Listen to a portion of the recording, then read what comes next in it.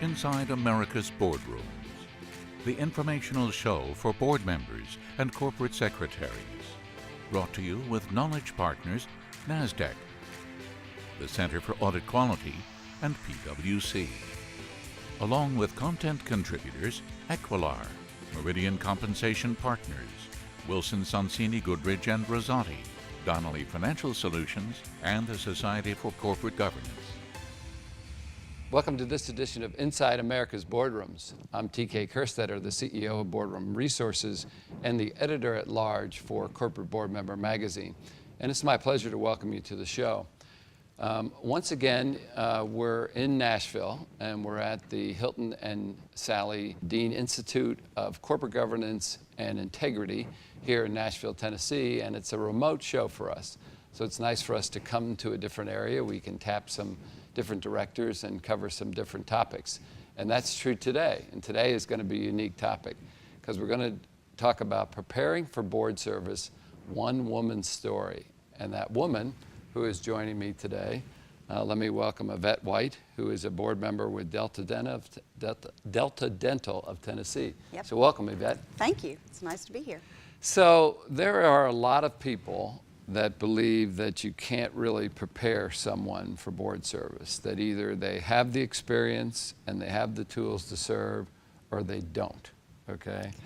Now, I have to admit, I was somewhat skeptical myself on the prep part of it, but I actually had the chance to participate in this program.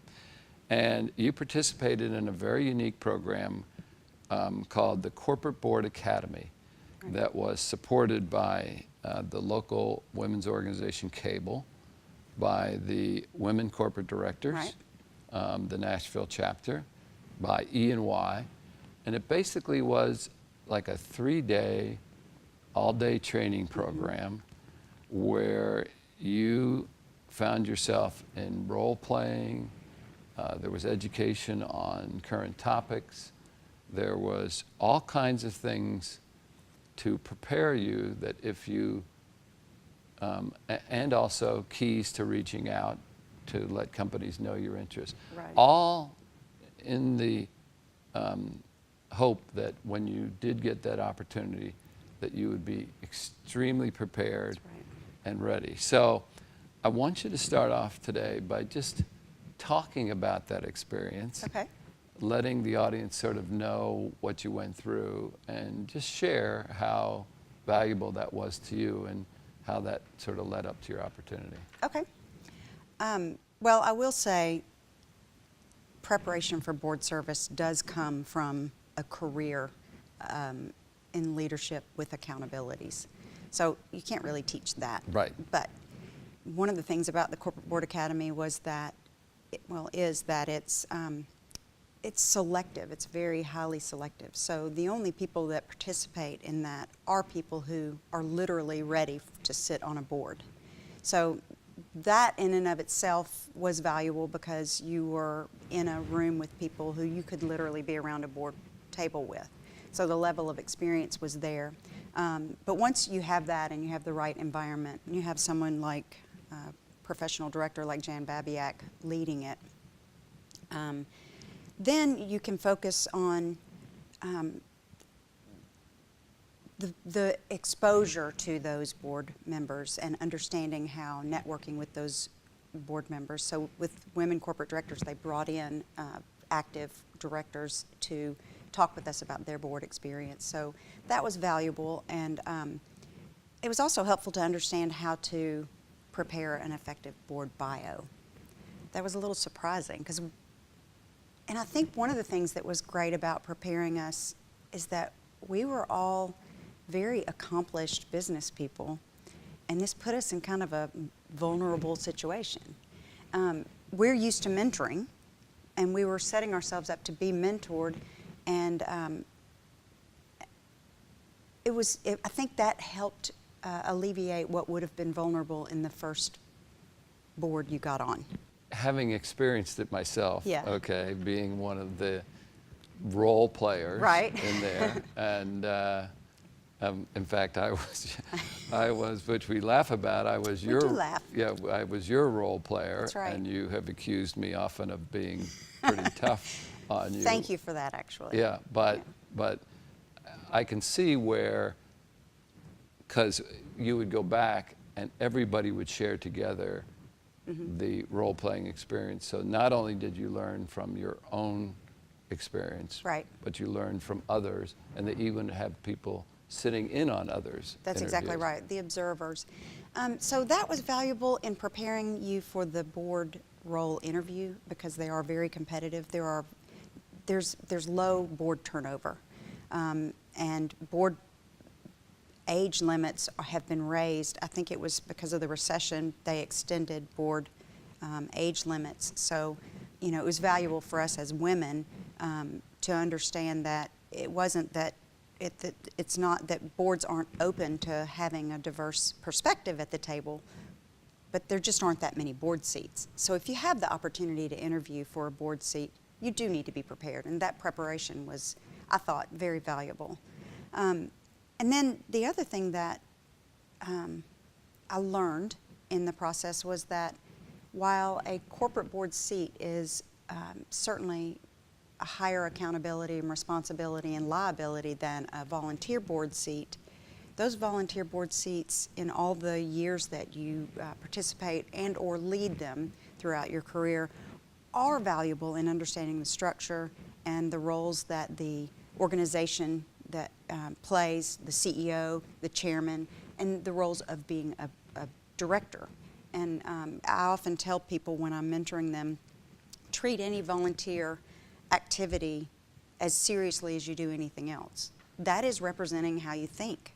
It's representing who you are, what your work ethic is, how prepared you are when you come to the meeting, and that is actually what led to my getting a board seat, was being on a really strong board here in Nashville, and one of the directors being the CEO of Delta Dental of Tennessee. So when really precious board seat real estate opened up, I had the opportunity to interview for that position, and preparing with you prepared me for that. And so it did, I can say that the Corporate Board Academy was a direct influence on my getting that board seat. Yeah, well, I have to really say I had very little. Jan Babiak and Kim Holloman and their team really have set up a program. I would hope other areas would notice what they've done, because I think that was really valuable. So you'd get on your first corporate board. Did you have any like aha moments, like where during your first couple of meetings you went, aha, so that's why they told me this, or Yes. whatever? So Yes. give me an example of where you might have had an aha moment or something that. Well, okay, so one of the things about this program, you mentioned that it's a 3-day program. It's 3 intensive days separated by about a month. So one of the things that we did in between were unbelievable homework assignments because, you know, as you mentioned, Jan Babiak, as an experienced director of really high-profile companies, knows what it takes to be prepared when you get in that room so that you are clear on the decisions that you're helping that company make. And so the preparation between board meetings is something that I take seriously because of Corporate Board Academy. I think I would have anyway, but I look at it from a different perspective because of that. So the aha moment that I had was being in that first board meeting and having done a lot of research about not just Delta Dental of Tennessee, but the Delta Dentals across the country, and how that fits in with the insurance networks. And so there were specific things that I prepared for that I may not have if it hadn't been for that. And so I just kind of smiled as I sat there, and I felt Jan's blessing. Just because, you know, I probably was more prepared than I would have been. Yeah. So when I'm asked the question about how do I, you know, from anybody, how do I get on a board, I was glad to hear you talk about the not-for-profit or the Right. voluntary board, Right. because that's certainly one of my recommendations. We have about a minute left here. Okay. What other advice might you offer somebody that of, you know, how to somebody that's qualified, how Right. to get on a board?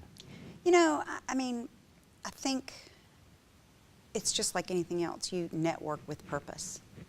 A lot of our male peers seem to serve on each other's boards. So when seats open up, they kind of rotate around. And for the opportunity to get in that rotation, you really have to network and just let people know that you're interested. And it has to be in a conversational, subtle kind of way. I Right. mean, you can't really... You can't sell yourself too hard. No, you can't. And so I think that's just a matter of continuing to represent yourself the way that you have in order to be the success level that you've had, and network with purpose around that. You know, the people that you meet through the organizations like yours, or Corporate Board Academy, or the NACD, I think it's, you know, you just prepare yourself. You just study it and go about it the way that you would accomplishing anything else, really.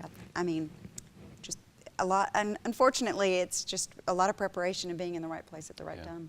Well, I want to thank you for taking the time. I want to sort of apologize for being so tough on you, and let anybody that's enrolling this year know that I won't be there this year, so they can breathe a sigh of relief. I think they are not as lucky as I was. Yeah, but anyway, I want to thank you again for joining us. And that will conclude this edition of Inside America's Boardrooms. We hope you enjoyed the show. We'll be back again next week when we take another look at a critical topic that'll help you be a better board member or committee member. So we'll see you then. Join us again next week for Inside America's Boardrooms.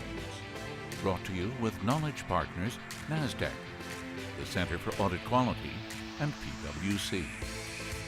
Along with content contributors Equilar, Meridian Compensation Partners, Wilson Sonsini Goodrich and Rosati, Donnelly Financial Solutions, and the Society for Corporate Governance.